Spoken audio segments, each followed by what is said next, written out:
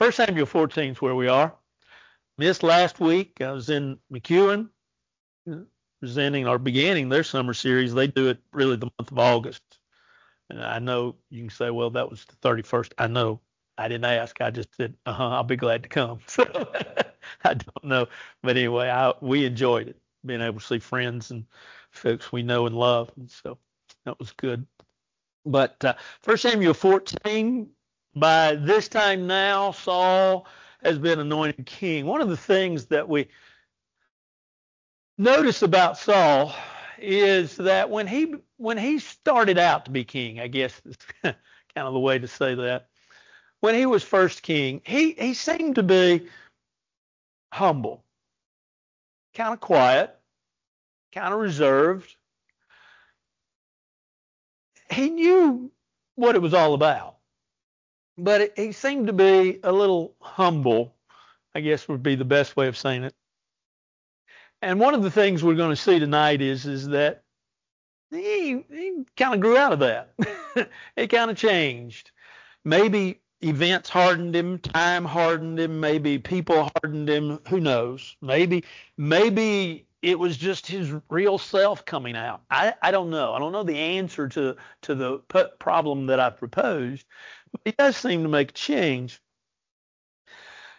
In the first part here, the first 3 verses really, really first 5 verses, some call this a parenthetical exploratory explanation. It just, what he does is it interrupts the flow from the 13th chapter that we studied a couple of weeks ago, but it gives us some insight into some background and some foreground, and kind of just explains a few things, both that we've already seen and that we haven't seen. So let's just look at it. Now, it happened one day. Oh, by the way, 1 Samuel 14, in case you didn't catch what I said a while ago. It happened one day that Jonathan, the son of Saul, said to the young man who bore his armor, "Come, let us go over to the Philistines' garrison that is on the other side." But he did not tell his father. And Saul was sitting in the outskirts of Gibeah under a pomegranate tree, which is in Migron. The people who were with him were about 600 men. Ahijah, the son of Ahithob, Ichabod's brother, the son of Phinehas, the son of Eli, the Lord's priest in Shiloh, were wearing an ephod, but the people did not know that Jonathan had gone. Well, Jonathan left. Now, what Jonathan is going to end up doing is going fighting the Philistines. And as Jonathan goes in order to fight the Philistines, the fact that he doesn't tell his father is important to what is going to happen a little later on in this chapter. That is a sad part of this story, to say the least. The Philistines were a constant thorn in the flesh of the children of Israel for a period of time and needed to be defeated. And so as the story begins, we see this as Jonathan, Saul's son, going out but not telling anyone. We also see a mention in verse 3 of an ephod. The ephod was a priestly garment. There's not a lot written about it. And even the explanations, what few and little they are in the Old Testament, usually it's just a reference to the ephod. And the ephod was, as we said, it was a priestly garment that had a breastplate on it, and there were also attached to it at least one pocket. And in the pocket were what was Urim and Thummim. And these were two, and we're not real sure what they were, what Urim and Thummim was. It's been said that they were individual little rocks. Some have said that one was one color and one was the other. Some have said that they bore numbers on them. One was 1 and 1 was 2, so to speak. We really don't know. It doesn't tell us. But the ephod was often used to make decisions. It was, and I don't mean this disrespectfully, but it was sort of the magic 8-ball of the day. Now, we know magic 8 balls. You know, you look at that crazy 8 ball and you ask it a question, shake it up, turn it over, and it gives you the answer, right? Well, what the children of Israel would do is that they would take the ephod and they would ask it really a question sort of like, A or B or one or two or yes or no. And it would be predetermined that whichever one of the stones it was probably, whichever one of the stones was pulled out, whether it was a color or number, whichever, because like I said, we don't know, that was the answer to the question. And so they would word their questions accordingly. The ephod then was looked upon as being blessed by God and having then God really, if you will, answering their questions through the ephod. And so the ephod, not mentioned a lot, but it is important. And here we have a mention of it, and I just thought maybe you might be interested in knowing a little bit more about it. Verse 4 beginning, it says, between the passes by which Jonathan sought to go over to the Philistines' garrison, there was a sharp rock on one side and a sharp rock on the other side. And the name of one was Bozez. The name of the other was Seneh. In front of one faced northward opposite Michmash, and the other southward opposite Gibeah. So he's on his travels. He's on his journeys. And Jonathan says to the young man who bore his armor, come, let us go over to the garrison of those uncircumcised. It may be that the Lord will work for us, for nothing restrains the Lord from saving by many or by few. Now, I'm not an individual that likes to call names, but it's kind of interesting that Jonathan calls the Philistines the uncircumcised. It's derogatory. It's not a compliment. It's an insult. He says, let's go over to the uncircumcised, but he says that the Lord may work with us. Evidently, Jonathan had a few men with him. I'm not going to say he had a great number with him, but he had a few men with him. And as he had a few men, he was going to go against the Philistines. Verse 6 is interesting in what it says. That notice what it says, the very last part. Basically, it says, Lord, maybe the Lord will work with us, for nothing restrains the Lord from saving by many or by few. God can use whatever number he wants to use to accomplish what he wants to accomplish. Big churches are great. So are little churches. There's nothing wrong with little church, nothing wrong with big church, as long as, of course, we're talking about following the will of God. It can be accomplished, the work of God can be accomplished by a few people. We don't have to have 1,000, 2,000 people. Now, if we do, and like I say, we're following the scriptures, all right, that's fine. But Jonathan is basically saying, look, we don't have to have a huge army to win this battle. God's with us. God carries through. Be all right. And so there's a sermon that I have preached.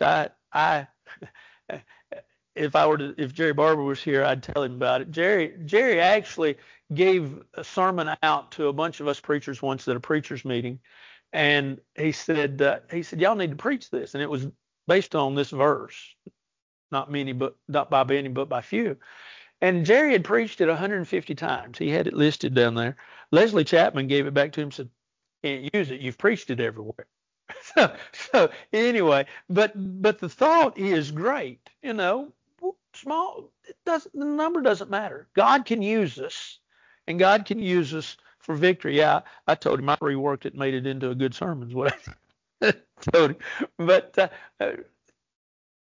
the point is that, as Jonathan says, it's not the number. So, verse 7, his armor bearer said to him, do all that is in your heart. Go then, here I am with you according to your heart. So the armor bearer says, let's go. I'm with you. And Jonathan said, very well, let us cross over to these men, and we'll show ourselves to them. If they say thus to us, wait until we come to you, then we will stand still in our place and not go up to them. But if they say thus, come up to us, then we will go up, for the Lord has delivered them into our hand, and this will be a sign to us. He's trying to to go up, but he's also trying, he being Jonathan, excuse me, he's trying to go up against Philistines, but he's also trying to determine the will of God. And as you notice that he says, we will show ourselves to them. So sort of a sign of the will of the Lord. Okay, so we're going to wait. If they tell us to wait, then we'll stand still in our place. We'll not go. But he says, if they say come up, then we'll go. But he says, then the Lord will deliver them to our hand. So, show themselves, the garrison of the Philistines. And the Philistines said, look, the Hebrews are coming out of the holes where they have hidden. Then the men of the garrison called to Jonathan and his armor bearer and said, come up to us, and we will show you something. Jonathan said to his armor bearer, come up after me, for the Lord has delivered them to the hand of Israel. And Jonathan climbed up on his hands and knees with his armor bearer after him, and they fell before Jonathan. And as he came after him, his armor bearer killed them. That first slaughter, which Jonathan and his armor bearer made, was about 20 men within about half of an acre of land. Not a huge area, if you will. And after there was trembling in the camp, in the field, and among all the people, the garrison, the raiders also trembled. The earth quaked, so there's very great trembling. Now the watchmen of Saul and Gibeah of Benjamin looked, and there was the multitude melting away, and they went here and there. Then Saul said to the people who were with him, now call the roll and see who has gone from us. And when they called the roll, surprisingly, Jonathan and his armor bearer were not there. Saul said to Ahijah, bring the ark of God here, for at that time, now notice the thought is in parentheses because this is trying to catch us up. Remember, the ark was lost, right? Chapter 3, children of Israel, Hophni and Phinehas, they lost the ark. And we really didn't know where it was from a standpoint of history following it. Somebody might say, well, yeah, they found it in Raiders of the Lost Ark. No, completely different from the standpoint of finding it. But here it had been lost basically, I think you could say safely, from the 3rd chapter until now. We just don't know. They may have known where it was, but we didn't know and don't know. But by this time, the ark was back with the children of Israel. Now it happened, this is verse 19, while Saul talked to the priest, the noise which was in the camp of the Philistines continued to increase. So Saul said to the priest, withdraw your hand. Then Saul and all the people who were with him assembled, and they went to battle, and indeed every man's sword was against his neighbor, and there was great confusion. Moreover, the Hebrews who were with Philistines before that time, who went up with them into the camp from the surrounding country, they also joined the Israelites who were with Saul and Jonathan. Likewise, all the men of Israel who had hidden in the mountains of Ephraim, when they heard that the Philistines fled after them in battle. So Israel that day, and the battle shifted to Beth-aven. Interesting, isn't it? They win a small victory, but that small victory became convincing victory. And so the Philistines and everybody basically, and we read that long paragraph, everybody basically just started coming out of the woodwork. Philistines were retreating, the children of Israel were coming out and saying, okay, let's go. It reminds us so many times of, I think, one of the great failures that the present day church has, and maybe the church has always had. And that is the fact that we judge the effectiveness of our ministries by the numbers that are involved. And I think that's a mistake. I think it's a mistake to excuse me, to judge it by numbers. Now, numbers are a reflection of what's going on, but numbers alone are not the answer. It's the people that are involved, and if it's affecting them, and how well it is affecting them, and how well it will be that, or how much it affects them in a positive direction, in a positive light. And so, remember, it's not by many, but by few. God will save us. Well, small battle, verse 13 and 14. Jonathan, his armor bearers, They're able to kill some 20 men, it says, 14. And so all the small, great, the Lord, notice verse 23, the Lord saved Israel, and the battle shifted to Beth-aven. I want you to notice verse 20. All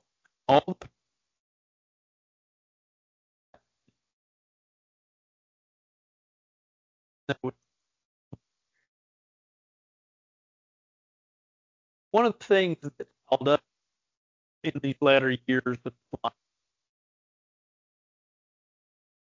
he rushes to make rash judgment. Maybe that was his character, his nature. But it surely, as we see towards the tail end of his life,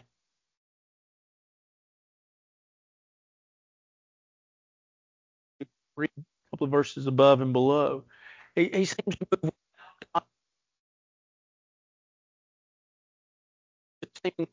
Well, we're going to wait for God to give us a sign, and lo and behold, they really just decide to move on. Jonathan as well. We're going to move on without that. Well, we all need God on our side. We all, in order to live life to the best that we can, we need God. And so many people try to live their life without God, try to live their life beyond God. And yet, here's a great example. We need God on our side. And with God on our side, we can win great victories. We can win tremendous victories. Anything else?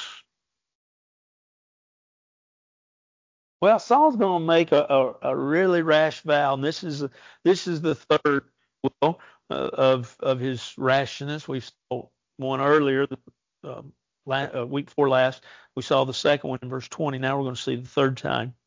The men of Israel were distressed that day, for Saul had placed the people under oath, saying, "Cursed is the man who eats any food until evening, before I have taken vengeance on my enemies." I wonder if he really thought that was a good idea. They knew a lot more than we give them credit for. They were smart people. I don't mean that. But we know a lot today about blood sugar and energy and things of that nature. And to go, if you will, to go all day without food and try to fight. Now remember, fighting in that day, as we've talked about, you had a shield in one hand and a sword in the other. And depending upon the shield you had, whether it was a small, almost like trash can lid, or whether it was a larger shield, those shields were heavy. They were made out of metal and then leather coated oftentimes. So you carried that around. You carried a sword around that was anywhere from 18 to 24 inches, some even longer, but usually around 24 inches long. Solid metal, heavy, and you fought hand to hand, sword to sword, all day long. Solomon makes this vow: any man that eats food until the evening, before I take vengeance on my enemies, cursed is the man. So none of the people, it says, tasted food. You can imagine at the end of the day, they're needing refreshments. They're needing something. Now all the people came to a forest, and there was honey on the ground. And when the people had come into the woods, there was the honey dripping. No one put his hand to his mouth, for the people feared the oath. But Jonathan had not heard his father charge the people with the oath. Therefore he stretched out the end of the rod that was in his hand, dipped it in a honeycomb, and put his hand to his mouth, and his countenance brightened. There's been a lot of theological explanation to all of this. Why didn't he hear his father's curse? Seemingly all the other people did. Why? In the explanation here, does it sound more like that he just sort of maybe dipped, and that his explanation a little later that he'll just dip his sword. He just dipped his sword or dipped his rod into the honey. Of course, you kind of have trouble with honey on the ground, so to speak, don't you? Usually it's in a hollowed place. It could be a hollow log, a hollowed tree. My brother-in-law has beehives now. We were talking about those last week as we had gotten together. And so, but it's on the ground, probably reality, probably some sort of rotten log bees had gathered in.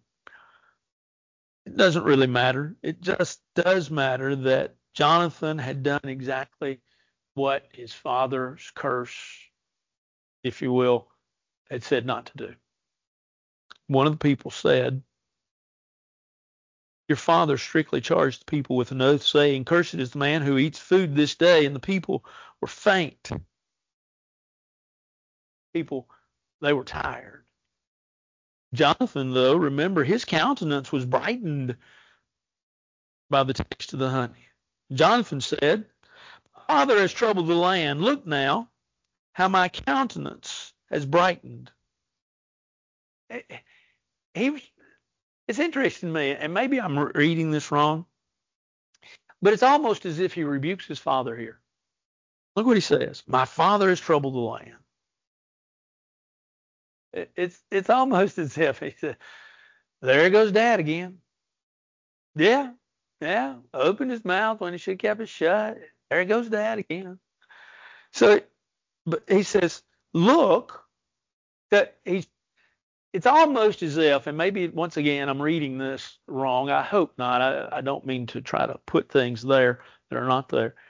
But he's almost as if he's trying to get the people to follow what he says. Get on his side. Because notice what he says. "Look now how my countenance was brightened." He was refreshed because I tasted a little. Notice what he says. Little. Didn't taste a lot. Didn't sit there and just eat. A little bit of the honey.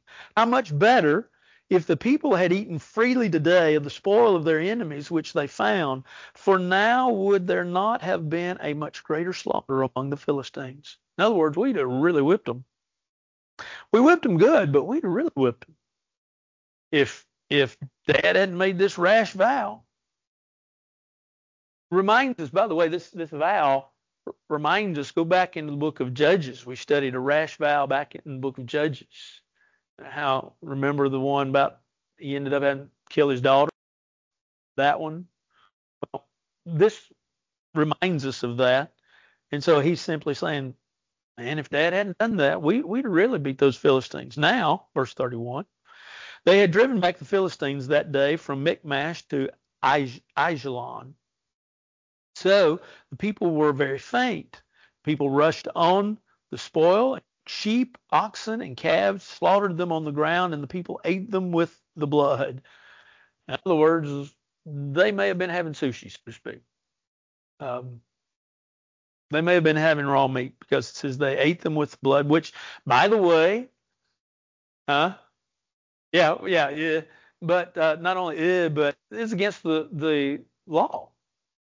Leviticus chapter 3, verse 17, and chapter 7, and Deuteronomy 12 all make mention of the fact that this was not something you're supposed to do. Now, there's also, remember, when we studied the book of Acts, that was part of the Council of Jerusalem. That was one of the things in Acts 15 that they said as well, that you don't eat things that with blood. But also remember, not trying to justify their actions. Their actions were wrong from the law standpoint. But remember, they were starving, and fastest way to get it.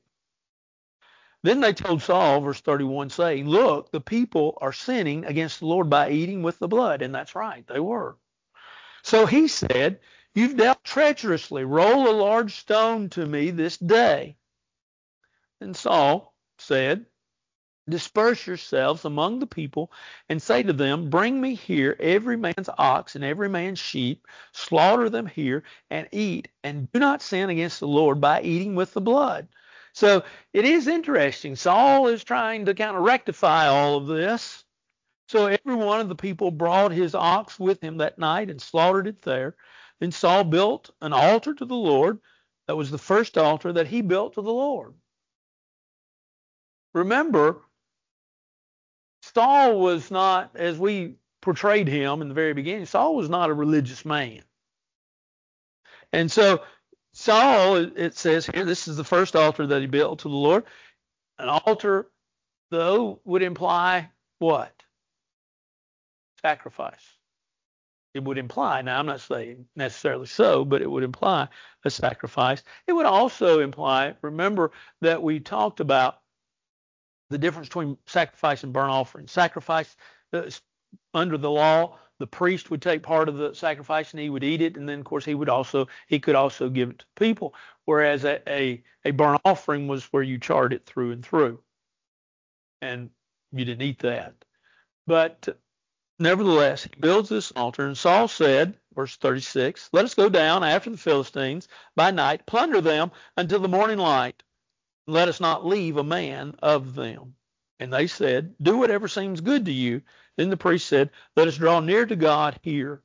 The idea of drawing near to God is the idea of inquiring of God. And more than likely carries us back to verses 3 and 4, where we talked about the ephod and the Urim and the Thummim. More than likely, that's what he's talking about. Let's draw near to God here. Let's consult God on this before we do this. See, Saul was all rash. Let's go. Well, let's talk to God. So Saul asked counsel of God, "Shall I go down with the Philistines? Will you deliver them to the hand of Israel?" He did not answer him that day. And Saul said, "Come over here, all you chiefs of the people, and know and see what this sin was today."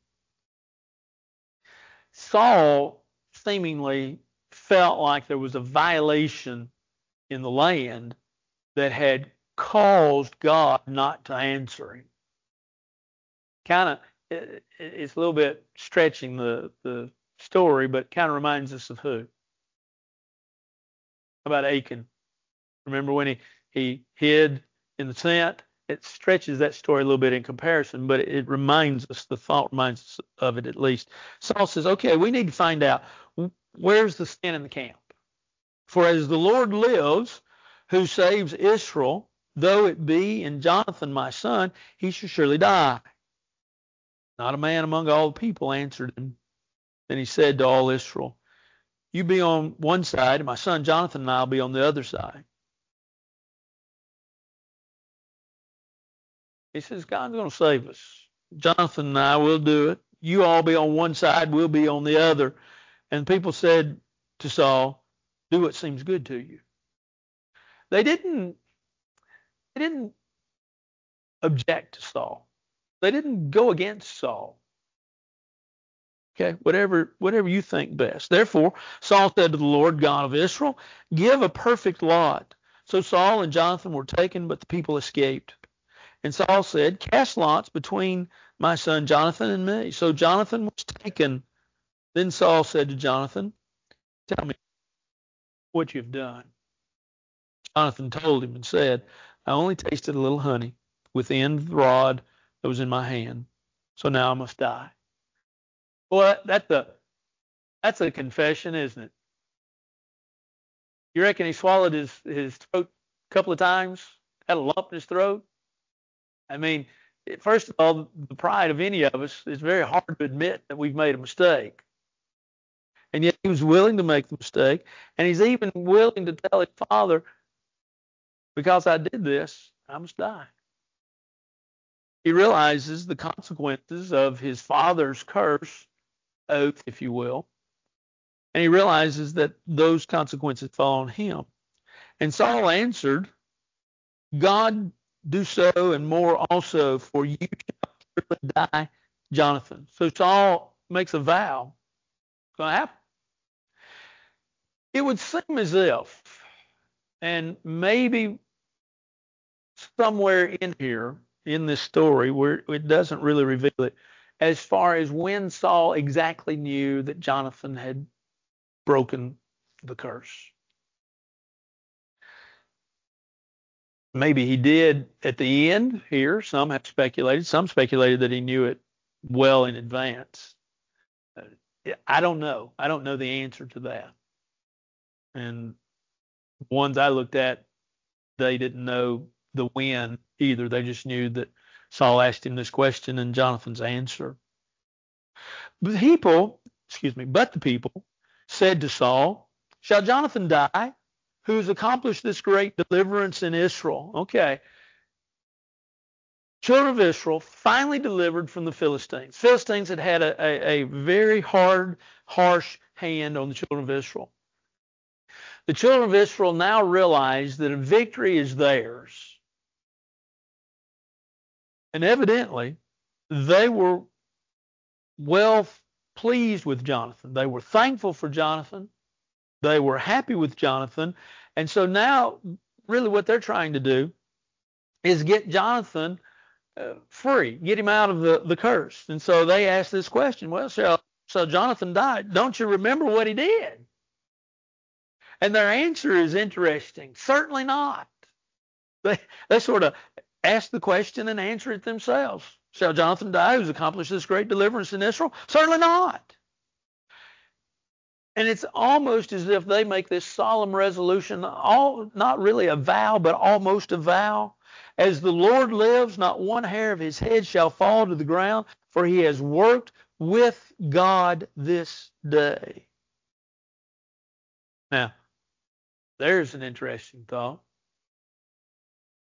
And the interesting part of it is the word with. They saw their victory over the Philistines as a victory given to them by God, but a victory given to them by God through Jonathan.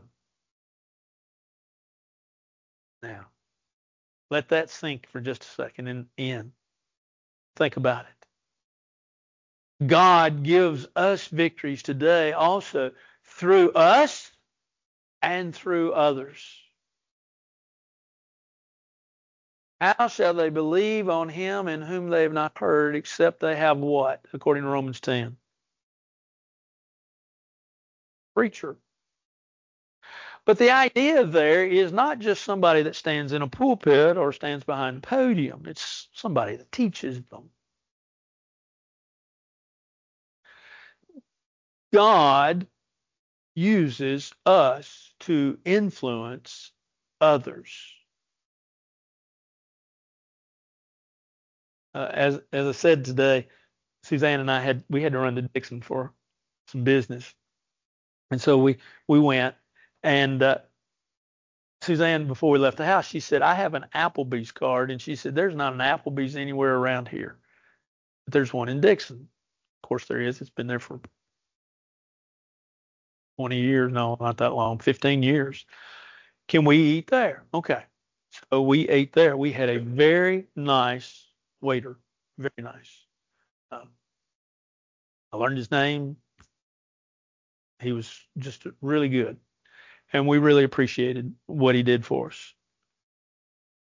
When I walked out, I turned around. He happened to be right there. I called his name and I thanked him. Evidently, not a lot of customers do that because he really thanked me for that. And I think we need to think about those things. George does a lot of walking. I do some walking. I don't do near as much as George does. But talk to George about his neighbors. They all wave at him. I got all the people around here that as they as they speed past me, I jump out of the way. Now I wave at them. And you know what? I was looking last night, and I don't know of one, and I'm talking about teenagers as well as folks, on up in years, and every one of them, how you doing? Just wave. Just, some of them with their steering wheel, but they just wave. We influence people. We impact people. And we need to remember that God wins his victories through us a lot of times. And I just thought that was an interesting way of looking at that and an interesting way of seeing that. So the people rescued Jonathan, and he did not die. Somebody have a different version that says something other than rescued?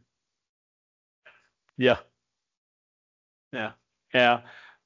Several different versions use the word ransomed, which I think is an interesting aspect as well, because then we get into an answer of, well, how did the people ransom him? How was he rescued? I came across four different ideas, but I'm going to give you a fifth one that I like better than any of these four. Some say that, well, there was another soldier that probably took his place. Some say that an animal sacrifice was given and that appeased Saul enough that that was the way they rescued Jonathan. Thirdly, some said, well, they've paid money, and the people paid money to Saul, and he was all right with that. Some say the fourth idea is by firmly opposing Saul's rash decision, they, in other words, said, no, this is not happening, and they stood their ground, and so Saul backed away. Let me give you number 5. It's the best answer. We have not a clue. Don't know. And so the how is not as important as the what. What did they do? They rescued him. They stood up against Saul, and whether he backed down, whether a sacrifice was what doesn't matter. We don't know. Willis, in his commentary, I like what he said. He said we'll just back away and try to figure it out later. I thought, well, my answer is better. I don't know. Saul returned from pursuing the Philistines, and the Philistines went to their own place. So the Philistines will go home.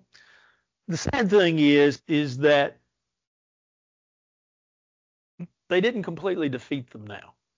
They're going to show back up at the end of this book, the end of what we call 1 Samuel. They're going to show back up. They go home in order to regroup. One of the things that you notice about the children of Israel in just about all of their actions is the inability or the lack of want, maybe, to follow through. When you go through and read, say, 1st and 2nd Kings or 1st, 2nd Chronicles, I would advise you to skip a big section of 1st Chronicles because all it is a bunch of lists of names. But get into the stories. And I like to kind of read 1st Kings and fill in the blanks of the story in 1st Kings with what's said in 1st, 2nd Kings with 1st and 2nd Chronicles. Weird way of doing it, but that's the way I like to do it when I do it. But one of the things you find out is that a lot of times when they went into a country, they didn't remove what is called the high places. They didn't remove the high places were the places of worship, idol worship. And they didn't remove the high places. They didn't finish the project. Well, they didn't finish off the Philistines here. They're going to come back. And we'll talk about them when we get there. And I've read a whole lot, but it's all narrative. But anything I'd like to say or ask?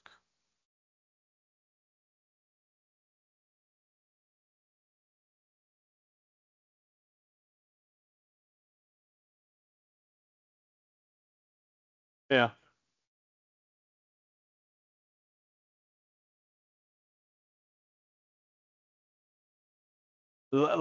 Lack of intelligence, youth, um, and maybe he got in a little farther than he wanted to get in. I don't know the answer. I think it's a great. The scriptures don't tell us the answer, but yeah, a lot of those things. Anything else?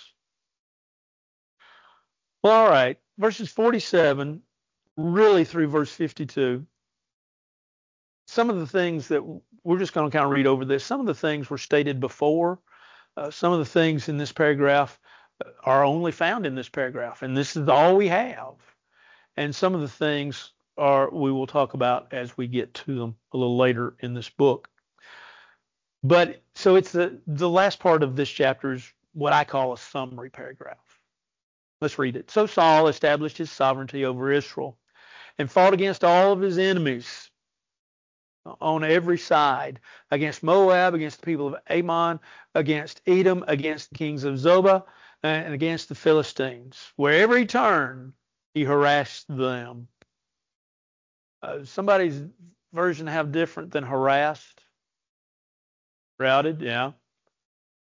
The Septuagint, which is the Greek translation of the Old Testament, uses the word prospered. I'm not sure I understand that, but once again, I thought Willis is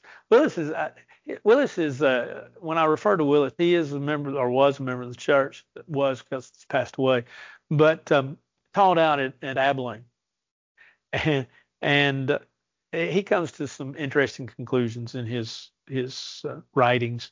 But he said they prospered by harassing. I thought, what in the world? But he says whenever he turned, he harassed them. He gained over them.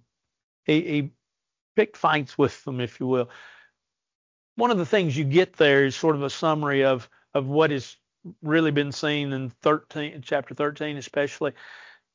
They were surrounded by people that didn't like them, and they constantly fought. And he gathered, verse 48, so I can get this finished. He gathered an army and attacked the Amalekites and delivered Israel from the hands of those who plundered them. The sons of Saul were Jonathan, Jeshua, Kishua, and the names of his two daughters were these: the names of the firstborn Merab, and the name of the younger Michal. The name of Saul's wife was Ahinoam. This is the only place we see this. The daughter of Ahimaaz, I believe is how you pronounce her name. It may be Ahimaaz, but it's one of the two. And the name of the commander of his army was Abner, the son of Ner, Saul's uncle. Kish was the father of Saul, and Ner, the father of Abner, was the son of Abiel. Now there was fierce war with the Philistines all the days of Saul, and when Saul saw any strong man or any valiant man, he took him for himself.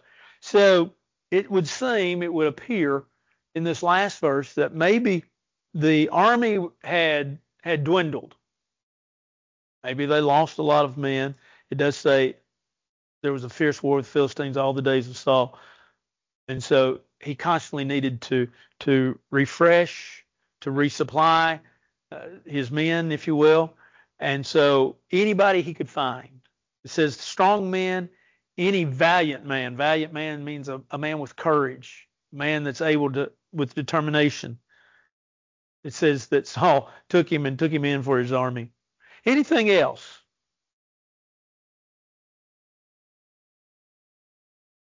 Yeah. Mm-hmm. Yeah. And you wonder if it rang in their ears. But yes, I think so. I think so. Anything else? Well, we're beginning now to get to where I really enjoy. I enjoy it. It doesn't begin quite. I mean, it does. The 16th chapter, David's going to be anointed, but this chapter 15 has been one of my favorites for years. And then we like say get on into the story of David. That is always interesting. Anything else? Well, I know it's narrative. There's not a lot we can ask and a lot we can say. Sometimes we just read it, but I have found narratives to be informative. Every once in a while you find a little jewel in there that you can hold on to that's beneficial.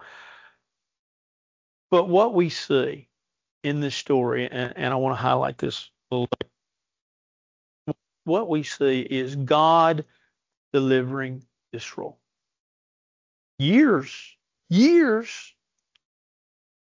but God with his people. And so it reminds us ultimately God's with us as his people. God's with us. Let's bow forward prayer.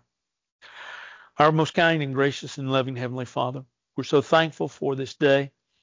We're thankful for the opportunity that we had to spend time together and study your word. We realize that it's you that we need in our life, and that though we be few in number, there are great victories that we can win through and by you, because we understand that you will use us. And so we learn all of those things this evening in this chapter as we're reminded of them. And so what we ask is for you to help us. Allow us to be the instruments that will be used. Allow us to affect those that we come into contact with. Allow us to affect them in a positive way, in a way that will bring glory and honor to you. Lord, we have those in our number that are hurting, and we ask you be with them, be with all of Jay's family.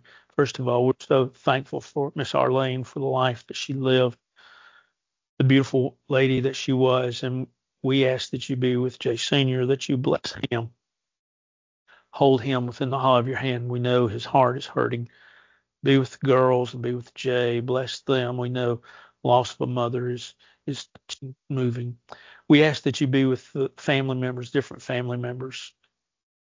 Gather around this family, and as they gather to say their last goodbyes, they'll have safety in their journeys, that they'll be safe, that everything will be all right, that they will get back to their normal life in a safe way. Bless them, hold them. Bless us all and hold us as we live with you and for you. Help us to be the folks that you would have us to be. Watch over those that were in our announcements this evening. Bless them as well. Bless us and keep us, for this is our prayer in Christ's name. Amen. Y'all have a great, great week. Thank y'all.